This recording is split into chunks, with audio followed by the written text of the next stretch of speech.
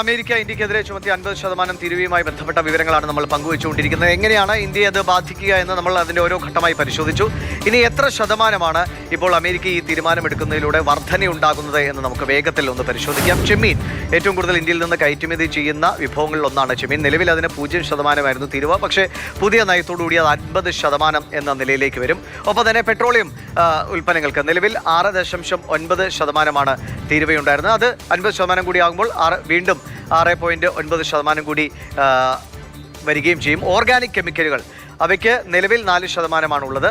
അധികം എന്നത് 54%. ഇനി ഈ പരവതാനി അങ്ങനെയുള്ള വസ്തുക്കൾക്ക് നിലവിൽ 2.9% തീരുവയുള്ളത്. അത് 52.9% എന്ന നിലയിലേക്ക് വരും. തുണിത്തരങ്ങൾ നിലവിൽ 9%, 59% എന്നതാണ് പുതിയ തീരുവ പ്രകാരം വരിക.